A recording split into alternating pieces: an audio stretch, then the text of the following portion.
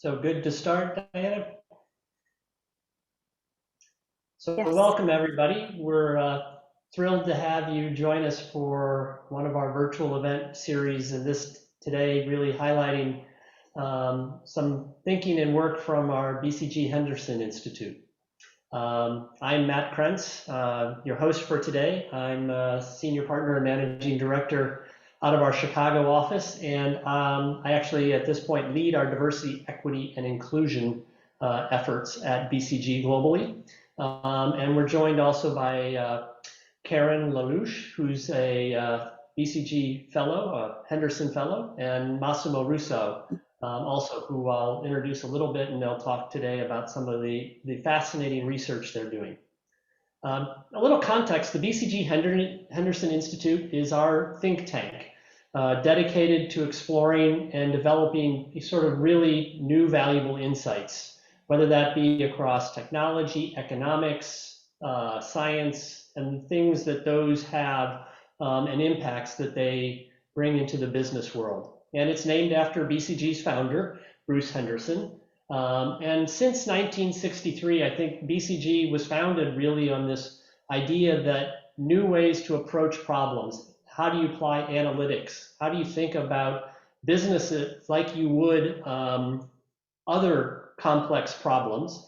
And we have a history of really developing new concepts from our get-go, such as things like the experience curve and the growth share matrix that a lot of you see in MBA curriculums today. And our BHI goal is really to continue to push that kind of thinking and really trying to expand how individuals, businesses, all of us, approach the problems that we have in society today and business going forward. And the neat part is some of our greatest thought leaders who have real passion around topics are nominated to become BCG Fellows at BHI, and are supported over a 3-year time period, really with resources and funding to develop that idea and take it further. And it's really about how do we really build those new breakthrough ideas. And the nice part is consultants at BCG, our BCG Fellows get resources where BHI ambassadors are put in place who spend a year or so working with the thought leaders in really developing and fleshing out those ideas. So we'll have Karen talk, and she is doing research on new customer interactions. And Massimo will talk about the work he's doing on the data economy. Interestingly, they presented recently earlier at TED at BCG. And so finding innovative ways to share the ideas and content more broadly with the external world. And before I turn it over to Karen, let me maybe, and Massimo, let Diana, you want to talk a little bit about Slido and how we are hoping to help, some questions and interaction.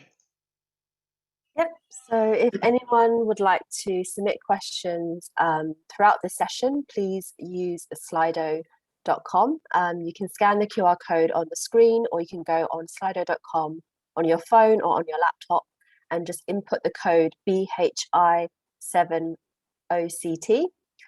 for October. You can submit your questions, and you can also upvote questions that have already been submitted, and we will go through the questions in our Q&A after the talks. So I'm pleased now to pass you over to Karen. Thanks, Diana, and thanks, Matt. Very happy to present this topic I'm actually passionate about, as Matt said, about the future of customer interactions. So, the first question, so I think the BCG Henderson Institute presentation has already been by Matt, so we can probably skip this and go directly to this page. Thanks, and to even the next one. So basically, when we think about the future of customer interactions, there are many questions, some that are linked somehow to science fiction, that are raised, right? So do we think that in the future we will still have stores? Do we think that everything is going to be fully virtual, digital, robot-led? Do we think that we're going to have actual humans with whom we interact in the future when we buy something, or when we go to the bank, or when we have a question, when we call a call center, will we talk to real persons?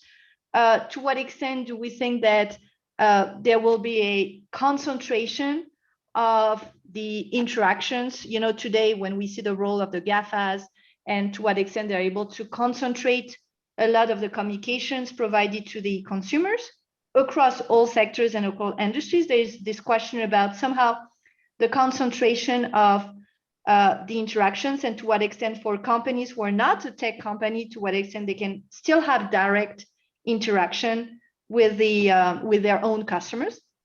So you have all these questions that are emerging, that are very important. So this is what I'm working on, really trying to provide some answers. Of course, I cannot provide 100% of the answers, but what I'm trying is really to look at some trends that we're seeing in the market, and to understand how it can help us understand some of these answers, and also help the companies navigate on what are the key decisions they should make to be able to prepare for this very unknown future.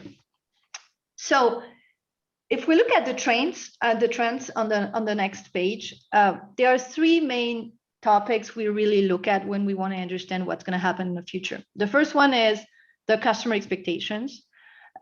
So of course, we have all read a lot about the COVID-19 pandemic and how much it has changed some of the behaviors. The truth is, it has more accelerated behaviors. It has played the role of a catalyst rather than actually changing the behaviors.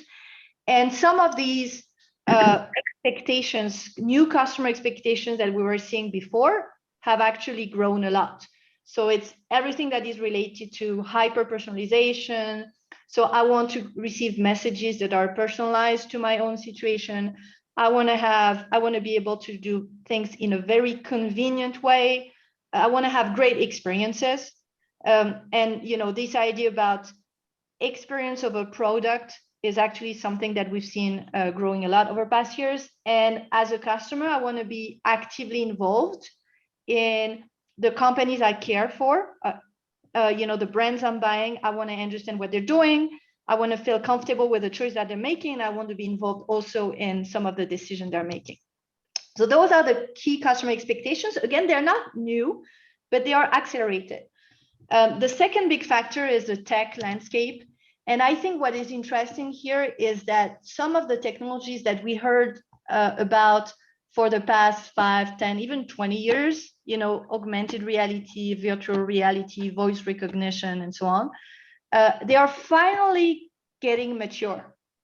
If you have the chance to watch the TED Talk that Matt was talking about, I made a joke about the fact that today Siri is still not working very well for my kids. They're still having a lot of fun asking questions to Siri and not having very good answers. But the truth is, in 2-3 years from now, given the investments that the big tech players are making on this voice recognition, voice technologies, we strongly believe that it's going to be cracked. So we're really going to be able to have back and forth conversations with some of these robots, assistants, whatever you want to call them, but this is going to work. So if in a couple of years from now, we believe that those technologies will become mature, then of course it opens up a very large scale of a large range of use cases, right? The third element to look at is about regulation. And this is where probably it's more unclear versus the two others, because we can understand how consumers are going to think, how tech is going to mature, but some of the regulation choices that may be taken in the future, and if you're in Europe versus in the US versus in Asia, clearly the choices also are different. But this question about the concentration somehow of power of the interactions is very much linked to who owns the data. Do we accept to have a handful of players who are able to have these interactions, to own the data, to use the data for whatever they need? So all these questions, of course, can shape a lot how the future is going to be. So once we have looked at those trends, the question is, what really is going to change in the future? And companies, they have already invested a lot in some of these new items. Like, over the past few years, we see companies investing a lot in personalization. So using data to be able to provide recommendations to their consumers. And a lot of them have invested also in what we call omni-channel. So, you want to offer to your customer the ability to start your journey online, then go offline, and then you back online. And all this is done in a seamless way. So most companies are still working on this today. But again, the question is what's going to happen even next, right? So 3 things that in the fellowship we have worked on. So first is this idea about having a near real-time consumer conversation, which is basically having the ability for brands or for companies to interact with their customers in a very iterative way, testing things, having customers react to it, then testing again, then capturing data, understanding if they should change the content, if they should change their message. So this idea about back and forth loops, which is somehow the next level of personalization, is really what we see as a big trend. The second thing is, I talked about omni-channel, and traditionally we think about stores versus call centers versus versus online. I think what's interesting is that in the future, there's going to be a lot of new channels happening. And this question about, as a company, how do I manage all these new channels is going to be a critical question. And the third element is about the customer journeys themselves. So traditionally, we think about customer journeys are being very linear. So I start by, I want to discover a brand, I want to look at the options, and then I make a choice, and then I buy, and then I use it. So this idea about deconstructing the journeys and having some steps that just disappear or some steps that are swapped is really something that we're seeing more and more, and that is going to shape as well the way customers interact with their companies. So I'm going to do a quick deep dive on some of them, not all of them, because we don't have enough time, and I could talk about this a lot, but maybe just one word on the new consumer conversation, which is on page 12, on the next page, sorry. It's basically, if you think that, I'm not sure the page is changing. Is it me? It's not, but it's fine. I'm going to start talking about this. And basically, that's the idea of having as I said earlier, back and forth discussion that goes from a company to a customer, from the customer to the company, and always more and more personalized, capturing data and being able to push offers when it makes sense, but just push regular messages not linked to offers, like information, interesting elements that the customer would be interested in to continue to engage, right? And just to give you some examples of companies who are doing this very well. So Glossier is one of the companies we often take as an example. It's a makeup company, and basically what they're doing is that they're using a lot of social media to test ideas. They encourage their customers to provide feedback online, and then they improve their product, and then they change also the content of what they are showing on their website. And that's really like this back and forth discussion that is happening somehow with their customers. And what is interesting in this example is that every customer feels like they're unique and they're able to provide really something that is changing the decision made by the brand. And I think that's really powerful. And there is just another example I want to talk about, which is Spotify, which is basically how can you include more personalized music suggestions depending on, you know, the time of the day. In the future, you can think about the mood you're in, and basically using more and more data on the customer to be able to provide a service, an experience, a product that is more and more adapted to the customer at the moment of the usage of the product. So that's what we call this new consumer conversation. Now, if we move on to the new channel topic, and you know, I said already that there are new channels that are emerging. I mean, some of them have already emerged, but some of them, you know, are going to emerge in the next couple of years. So I talked about voice. So actually the virtual assistants, you know, the Alexa and the Google Home and so on, even like in the car, you have this assistance. This is really something that is emerging as a new key medium, and that may shape a lot of the customer interactions in the future when you think about how this convenience way of interacting with a company can be. But you have also a lot of new other channels that are emerging. You've probably read in the newspaper, like very recently, a lot of articles on the metaverses. You know, Facebook did a very big announcement on that. Basically, this idea about using a different environment, using gaming, using virtual reality also as a way to create a completely new world in which you can interact with your customers, you can push your products, you can even sell them online for the customers to be able to buy online products or physical products. So there's a lot that you can do with this. So this is probably something that needs to be monitored a lot. And of course, you have a lot of examples that have already been very strong in China, that are coming a bit more now in the US and Europe, which is around live streaming, about live chats and so on. And that's something that is going to grow in the future. But then when you think about all these new channels, the question becomes, what happens to physical stores, right? Do we think that stores will still exist in 10 years from now? Will we still go to a grocery store or to a department store to buy clothes? I mean, does that still make sense? And when you look at some of the data, recent data, and of course with COVID, it hasn't helped. There has been a lot of store closures. There have been a increasingly a growth of e-commerce. So really, I mean, the question is relevant, right? Do we still will we still have stores in the future? So we did some research on that, and maybe we can skip this page and go to the next one so that we have time for question maybe.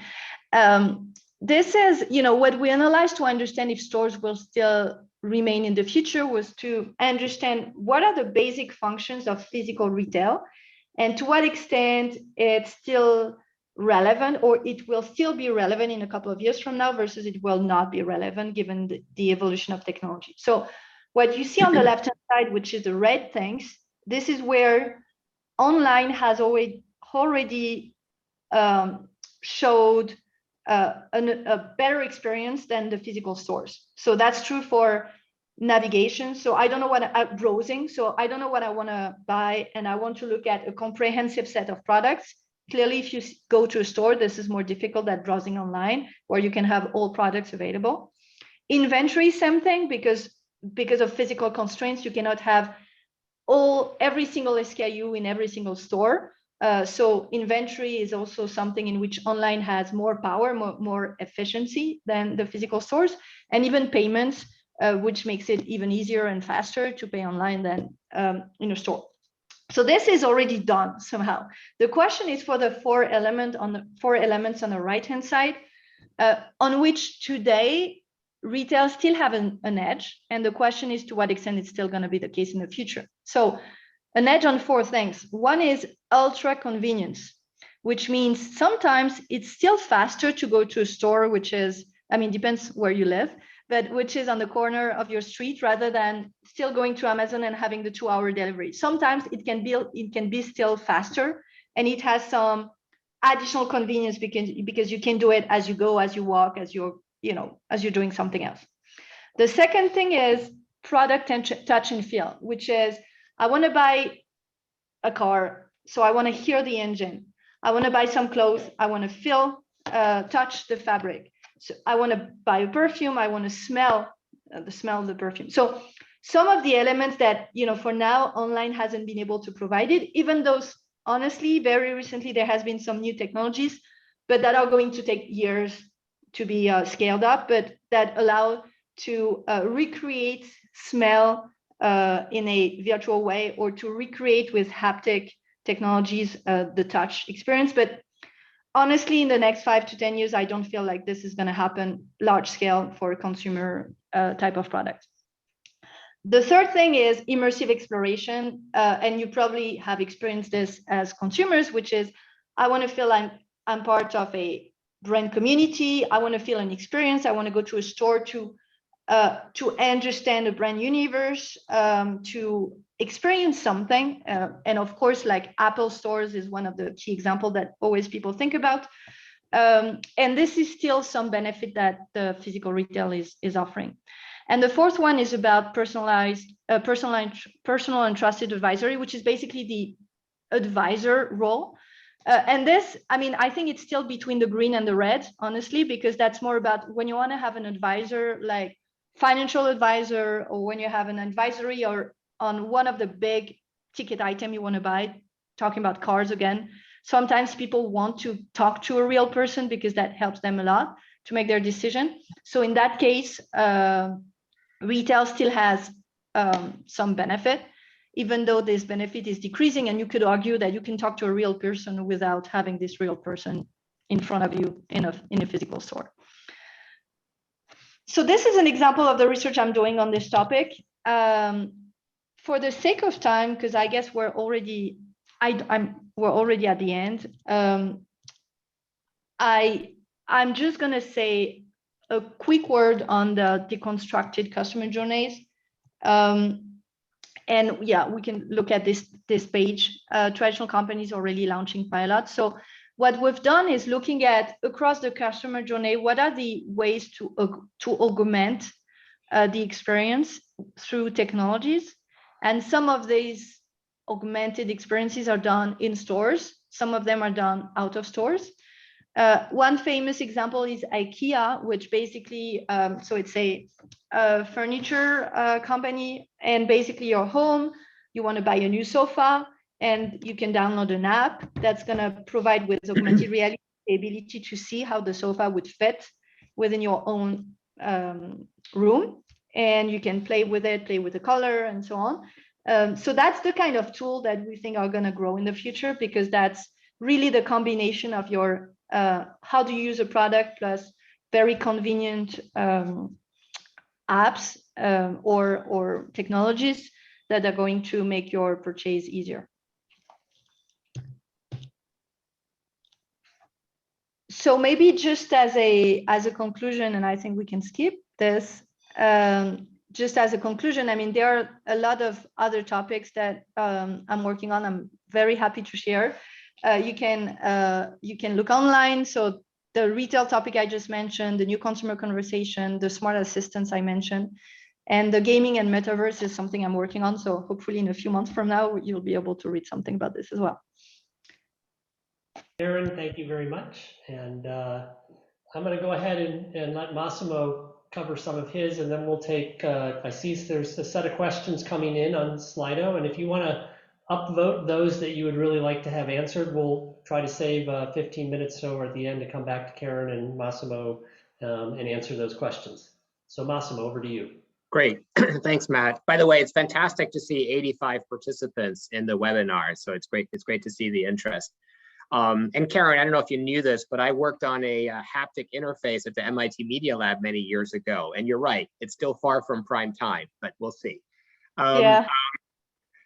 So I'm going to shift gears a little bit, and where Karen was really focusing on the business to consumer world, I'm going to talk a little bit more about what's happening in the business to business world. And so I actually finished my fellowship at the end of last year, and I started my fellowship with a fundamental question, which is, in the consumer world, we've seen these extremely powerful platform and ecosystem companies emerge, right? The GAFA or the FANGs, Google, Apple, Facebook, Netflix, Amazon. And the question was, are we going to have a similar concentration of power through network and data effects in other verticals? What's going to happen in transportation and automotive, in manufacturing, etc. And what I observed, because I primarily serve industrial companies, is that they've been on this journey where they're kind of a little bit later to the game of technology and digital, and they start building foundational digital capabilities, and they digitize the customer experience, or they work on operational efficiency. But after a while, they start thinking about, oh, we need to connect our products, and the Internet of Things is coming, and how do we create more of a set of services around the products that we sell? So if you think about an aircraft manufacturer, right, in the airline, how do we provide a set of services to just change the passenger experience and move away from selling capital equipment to actually providing a ongoing equipment as a service? And this is actually revolutionizing many different industries. If you think about agriculture or automotive, with the emergence of mobility as a service, etc., you have this trend towards moving away from products to products that are more sold as a service, and they generate a ton of data. And the question is, then companies start thinking about, how do we monetize that data? And there's really two plays that we see. One is where they want to become the ecosystem orchestrator, right? So you have a platform and you orchestrate a whole ecosystem. Think about like Amazon with Amazon Marketplace, but there are a lot of companies in other verticals that are trying to do that as well. Or you become a contributor, which means you are contributing to multiple ecosystems. So if you are, for example, if you're a provider of something pretty mundane, like a motor, into an industrial manufacturing plant, your customers will be using different platforms and having different ecosystems to digitize their factory, and need to participate in multiple ecosystems. So companies are really on this journey of monetizing data. And if we go to the next page, it can be a very attractive business, because in particular, if you can add value to the data. So if you can help, based on your expertise as the equipment provider, let's say, really drive insights for your customers, then you could generate some pretty healthy margins with those services. So think about the example of a agriculture equipment manufacturer, like, let's say, a John Deere or an AGCO. If they can help the farmers be more productive, you can monetize that, and those can be pretty attractive businesses. But you can't do it just by selling raw data, because there's little value in the data. You need to have the insights. And so when I talk about unlocking the data economy, it's how do we move beyond raw data, and in an ecosystem context where you have data from many different companies, how can you combine that data to gain new insights? If you want to optimize the output of a oil and gas platform, again, a pretty mundane thing, you need to have all of the equipment and the data from that oil and gas platform come together, and to be able to analyze it to drive a better output. So if we go to the next page, and what we see actually is, in this particular case, and my TED Talk was based on this, is when we took a deep dive in smart cities. And this is actually an interesting thought when you get into sustainability and how do we address climate change. Well, it turns out that if you want to optimize energy consumption and energy management in a city, you need to have data come together from many different companies, individuals, and the city itself. So, for example, buildings, energy, transportation, they're all heavy consumers of energy, or you want to optimize energy production to move towards more renewables, but you also want to drive adoption of that renewable energy. And what we found is that 85% of the applications require a much higher degree of data sharing across companies and industries. And if we go to the next page, it turns out that actually the data sharing is hard. And if we move beyond energy management, sustainability, and we actually look at a much sort of broader aperture, and we think about the UN Sustainable Development Goals, and they cut across health, economic development, mobility, infrastructure, etc. We looked at the various use cases that are supporting the Sustainable Development Goals, and 30% or more required actually data that cut across even multiple sectors. So for example, if you take the example of air quality, you have health data, and then you have data from transportation and emissions, and you can gain insight by cutting across those different data sets. So really, this notion of data aggregation for better visibility to emissions and to support sustainable development goals is a fundamental need. Now, if we go to the next page, thank you. Okay, so this is a little conceptual, but this framework, this notion that companies essentially the focus of a company is to drive to insight, and to the earlier slide I showed is that there's much more value in insights beyond raw data. But but without cognition, so if you can aggregate data from different entities well outside your company, you can gain additional insight, and then you can take collective actions with other companies. So if we take, for example, an automotive manufacturer that that is trying to manage its carbon footprint, only 5% of the emissions from a car manufacturer actually come from the production operations of the car company. The other 95% are what's called scope 3 emissions from suppliers, and then how ultimately the vehicle is used. So if you really want to affect that end-to-end footprint, you need to take collective action with consumers, with your suppliers, and you need to have transparency and visibility to that overall emission footprint from your full supply chain. So that's one example where the data sharing can enhance your own perception and visibility and transparency, drive to insights, and then to collective action, which is what we're calling sociality here. So the next page, and one way to do this, maybe we'll skip this one just in the interest of time. One way to do this is you have essentially ecosystems and platforms emerge, and they can create, they provide essentially the environment where data can be aggregated. And if you can aggregate this data, there's some fundamental ways that it creates value. And with our clients, often we explore these different categories, right? First is it can create trust. Like if you fundamentally are trying to move towards a more, reduce your carbon footprint, you need to trust that your suppliers are moving away from, from carbon generating energy to more renewables, right? And so, for example, there's a company that uses satellite data to verify that manufacturing companies are moving towards more solar energy usage, and they can measure that by looking at the amount of photovoltaic installations on different facilities, and so you can create trust that way.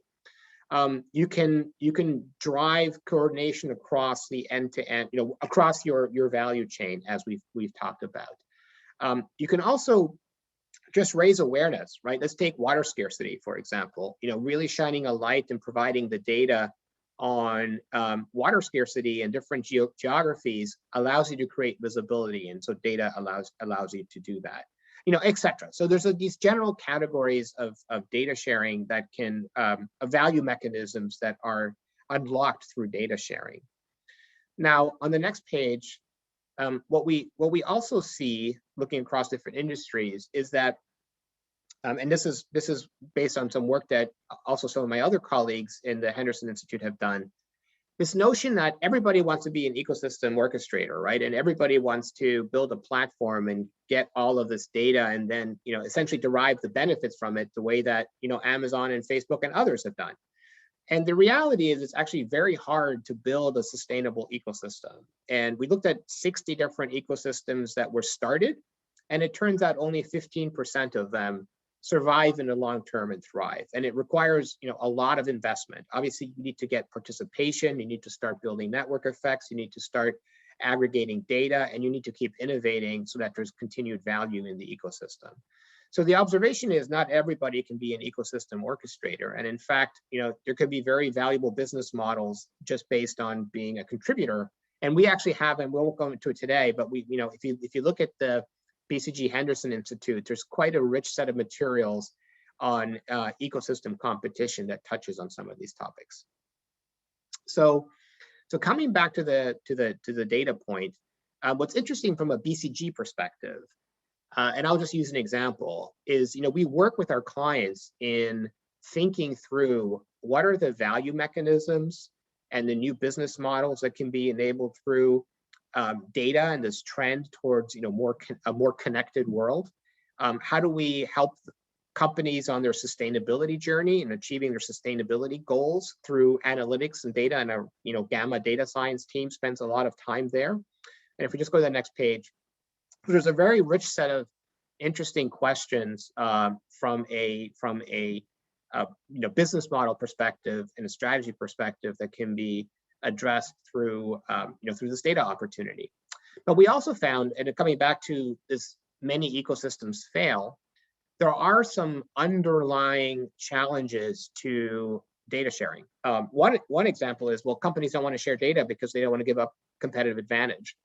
And that is a critical issue. So how do you overcome and set up the right value sharing and governance mechanisms to have companies be comfortable in sharing that data, and essentially balance that co-opetition between competing and having a unique value proposition versus unlocking new opportunities by having the data shared. So the point being, when you're if you're an orchestrator in an ecosystem, or you are participating in ecosystems as a contributor, thinking through your data sharing strategy, and also setting up the right rules, the right governance mechanisms to make sure that you're one of the 15% of ecosystems that thrive in the long term, has many very interesting strategic issues and design choices to think through as we work with our clients in establishing these ecosystems and platform businesses, or helping them figure out where to participate. So then in the last slide, so from a BCG perspective, I mean, given the breadth and depth of our offering, we help our clients essentially think through both the governance elements of this, which has to do very much with the what are the rules of the game? How do we set up the right business model and the right value sharing to ensure that data can be unleashed and value can be captured from that data across these ecosystems? But we also help think through, and we have this offering called digital and data platforms. And with our Gamma data science team and with our technology practice in Platinian, we think through what are the technology enablers. There's some very interesting technology evolutions, right? As we think about moving away from centralized databases to distributed ledgers, or we have new AI techniques like federated learning that really allow you to unlock new value and balance that competition versus data sharing trade-off that you typically have when you're looking at various data related use cases. So let me pause there and open it up. This is a bit conceptual, but I think actually this work it's been interesting to see the academics also picking up some of the work that we've been doing. So I have had an opportunity to co-lecture a class at the MIT Sloan School, based on this work, and it's interesting because I think academics see what we're doing in industry, as practitioners, and there's but the Henderson Institute actually has a healthy set of relationships with academics where there's a lot of sharing of frameworks and thinking across the two worlds, and that's been another very satisfying part of the fellowship experience. But let me pause there and open it up for questions. So thank you, Massimo. I'm going to play off some of the Slido ones, and there's first a little couple questions here up front just about BHI, and maybe either you or Karen can talk about both, kind of where and how does BHI operate? Does it have a physical location? And then do we have opportunities for fresh MBA grads? I mean, I'm happy to take these. So BHI, they're not quite fresh MBA grads, but a year or two in, yes. And so we have this ambassador program where people can apply to the ambassador program and then join one of the fellows for a year to go deep on a topic. So Karen and I will both be blessed with having 3 different ambassadors over the 3-year fellowship. BHI also has a strategy lab where people can get staffed on projects within the strategy lab as a first or second year consultant or even as an associate. So there are opportunities to get involved much earlier than myself or Karen as MDPs in BHI. And then in terms of locations, we have location in, it's not really location specific, it's virtual, but we do have an office in New York, an office in San Francisco, and an office in Beijing, I think. I know we have a China office too for the Henderson Institute. And the director of the Henderson Institute operates out of the Paris office as well. So we have a presence in Paris. Just to clarify that, so as you can tell, it is quite virtual. Very virtual. Absolutely. And I can see, when I started BHI, I was still in Paris office, and then I moved to Mexico City, and I'm still at the BHI, so it hasn't changed anything. So yes, absolutely, it's purely virtual, and it was virtual before the COVID. So Massimo, a follow-up question here, and then the next one I'll come to Karen. How do you talked about this cross-sector data sharing and the reasons companies don't want to do this, they're worried about losing control, et cetera. So how do you get over that barrier, and what do you see companies doing that actually gives people trust to create it or to do that broader sharing? How do you start to go around that? Yeah, no, it's a great point, and I think there's 2 elements to it. One is if you can clarify what's the opportunity to grow the pie for everyone, right? So if you can unlock a lot of value through data sharing and create a much broader value proposition for customers and everybody benefits, that's one way. But it means that you don't start with technology, you don't start with data, you actually start with the value proposition for the customer, which is very much around the strategy and where we help a lot of our clients be clear on what the value opportunity is. And the other one, interesting one, and this is the topic of my TED Talk, is there's a much greater willingness to share data if it actually serves a common purpose, and particularly around climate change. And so if we think about use cases like sharing, having visibility to greenhouse gas emissions or full carbon footprint and some of the ESG goals that companies have, there's a much greater willingness to share data to achieve them. So Karen, you talked a bit about, digital being able to break down some of the barriers around, availability of SKUs, ability to look across things. I guess, do you have a perspective, or are you developing a perspective, in areas where that touch and feel might completely outweigh kind of the logistics inventory part, or hybrid models that may go around this? And maybe I'd even add in the fact that sometimes shopping is a social experience, that people do because it's actually something to do socially together, just like going to the movie is. Yeah. How do you factor that into, how do you think about the role that the physical will play, and will it outweigh some of those logistics benefits? Well, first I want to say that I'm actually convinced that we'll still have stores in the future for some of the reason I explained earlier, some of the reasons you just described, which is, for some products, touch and feel is still going to remain extremely important in the future. For some category of products, having this immersive experience is still going to be critical, and it's going to be part of the experience. So it's going to be important. I think, the question is more about what's the right balance. And I think this question about the balance between logistics and breadth of SKUs, and there are several elements in the equation. Just to give you one example, which I think is interesting, in the automotive industry, there is question about if I'm starting to sell more online, should I reduce the number of offering I have? Should I stop having hundreds of different equipment that I can add because it's too complicated for consumers?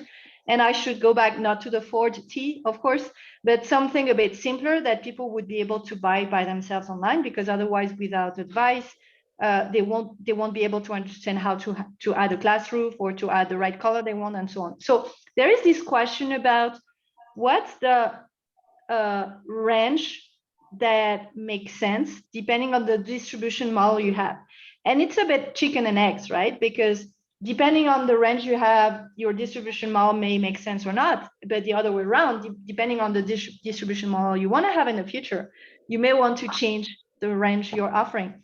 So this question is not solved yet. And I like this question talking about hybrid, because I think that's really where the world is going to go, which of course is creating so much complexity for companies because they need to be able to manage very different type of business models at the same time. So this is why it's so critical as a topic for them. So maybe a follow-up on that, Karen, because you talked a little bit about AR and VR and AI and these tools that are allowing you to change the experience. If you're a company that's not developing these technologies, but is trying to apply these technologies, how do you think about the risks around the implementation, and when is it, a minimum viable offer to go forward? And how much can you do this by trial and error versus you really need to have something that works well before you go forward? Yeah, that's a very difficult question, and that's where most companies struggle today, because you have too many fronts at the same time, too many things to change, and the question is always, what do I start with, right? And I would say,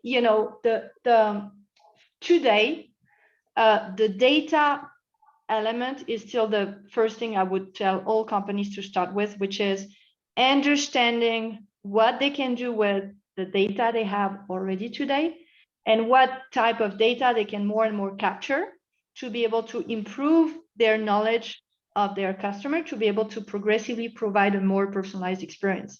Having this backbone of data platform plus the data analytics on top of this is really where I would say every company should start on this. And this is an investment that anyway they will need to do as soon as possible.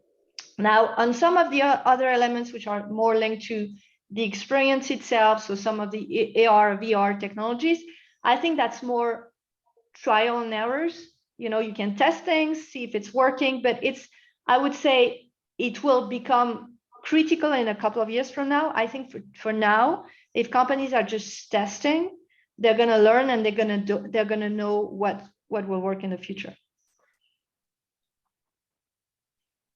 So a couple more here, just trying to understand the roles of ambassadors and what you work on. How do projects get assigned? And let me be clear, because it kind of answers the question at the bottom, which is you need to come and work at BCG first for a year or two, and then you're eligible to apply to be an ambassador at BHI. But how do you apply to a specific topic? Do you apply to the program in general and then you're assigned? Do you get some choice around that? How does that play out? Maybe I'll take it. So what typically happens is, there's no mystery as to what the fellows are focusing on, and so you can research and reach out to talk to fellows and research what they're doing. And then there is an application where you apply and you get matched with a fellow. And so in terms of the projects that you work on, it depends on the fellow that you would be matched with. And usually it's not something you get assigned. You actually reach out to the fellow and you both meet and you talk to each other. And if there is a mutual interest, the fellow will encourage you to apply, and then typically you end up working with that fellow. So that's it, and then you work with that fellow for a year. So the projects you work on are the ones that the fellow is focused on. So it tends to be both a combination of wanting to work with an individual, but also wanting to work on those topics that you're interested in. And you don't have to be in the same office, just to be clear. Like two of my fellows were not, as two of my ambassadors were not co-located with me. So again, even the ambassadorship is virtual. So there's a broader question here from Stefano, which is around this technology and what, there's the how it's going to change our consumer experience for those sets of things. But there's also a question of, well, what is this actually going to do to jobs in the future and the social impact that has on us as a society. Have you thought about all of this? I know it's a hotly debated topic of whether this creates jobs or whether this destroys jobs. It's difficult to touch this topic without wondering about this. I mean, that's the next question. When you start saying that people in the stores will be replaced by robots, so there will be fewer salespeople. I mean, the first question is, what will these people do? Will the jobs disappear? So it's, I mean, even I would say, as a citizen, you just need to ask yourself this question. Now, as part of BHI, we actually have people who do more research on the job implications. So they are actually, exactly working on these topics, to what extent it impacts society and so on. So we're trying to make sure that within BHI, we cover a combination of economic, social, society questions. So absolutely, that's part of what we're doing. On my side, personally, these questions are something that I have absolutely in mind, but I'm trying to focus on really the impact for the companies and what they should anticipate in terms of changes to make this, to be successful in the future, because if they're not, it's going to be even worse, because some of these companies will actually disappear. And do you have a view on whether this is going to create jobs or destroy jobs?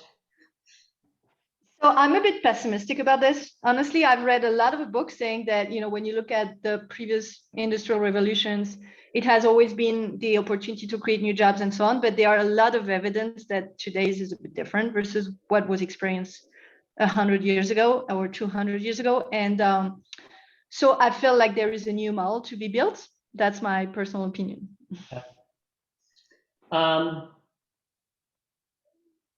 So we've talked a little bit, I think this maybe comes back both, Massimo, to some of the things you're doing. We've seen a winner take most scenario in a lot of these more visible platform businesses that get the interaction of data and integration. Do you see smaller firms being able to compete in here, or is this inevitably lead to consolidation unless regulation, which is the point before, unless governments step in and regulate more actively here, and is that a risk that companies see depending on how this plays out? Yeah, so I think certainly the regulation question is a hot one, and primarily, obviously, around the Facebook and other social media type platforms, and I think there's a real question around self-regulation versus government intervention. With respect to the winner take all, certainly, it's very industry specific, and interestingly enough, I would say there's typically three outcomes. There is one where you have a still pretty fragmented, many different platforms, because there's less value to network effects, and there's a lot of very heterogeneous data, and so you end up with a more fragmented outcome. Or you end up with a few platforms competing. So for example, in aviation, you may have Boeing and Airbus that have sort of their platforms, and they're driven to interoperate because airlines operate mixed fleets. So you have this notion of moving from from closed to more open platforms and interoperability, but not necessarily concentration in one platform. There are a few areas, for example, around high definition mapping for autonomous cars, where you see similar dynamics as in advertising, where you have had a high degree of concentration because of the data and network effects that have been fundamental to driving that platform consolidation. So it's a good question, and it's very industry specific. And the regulation question also, I think, is going to be industry specific. And maybe a last one here around the common challenges. Karen, you talked a little bit about establishing your baseline of your data set that you're going to need. What are the challenges that start to appear as you go down this path? What are the big stumbling blocks? The list is long of challenges, unfortunately, for companies. I mean, first, usually traditional companies, they have siloed data sets. So they're not able to have consolidated view on, just thinking about the customer, right? Most of them don't have a 360 view on the customers. They're not able to understand all the interactions that one of their customers is having with their company. So from a pure technical standpoint, creating this data is a real challenge. The second challenge, I would say, is more on the talent side, which is to leverage this data to create the right use cases and to deliver value. You need a combination of skills that are usually very difficult to attract for these companies, because it's a combination of course, you need data scientists to be able to analyze the data, to create algorithm and so on. But just creating algorithm for the sake of it is not sufficient. So you need to combine this with a very clear understanding of what are the business processes you need to change, what you're trying to deliver from a new customer experience point of view, and so on. So building these teams that are going to deliver the new experience leveraging data is really something on which a lot of our clients struggle on. And this is where we help them a lot. On this last question about geographic limitations, I would just comment just briefly, I know we're almost out of time, is certainly for personal data, that is true. And there are also data domicile rules that require data to be, to just stay in the country of origin. I think where there is maybe more opportunity for cross-border data sharing is around more the sustainability use cases. So for, again, for greenhouse gas emissions and carbon tracing, there, I think there is more, and value chains are very global in nature. So you need to have more data sharing across regions. So it depends again on the data set we're talking about. Well, everybody who's joined, thank you for stopping by and spending the hour with us. Karen and Massimo, thank you for sharing a bit of your research and what you're looking at and how we see the world evolving. And we look forward to welcoming you to a future series that we might have, and look forward to your interest in BCG also. We appreciate that. So have a great rest of the week, and hope we connect again soon. Bye. Everyone.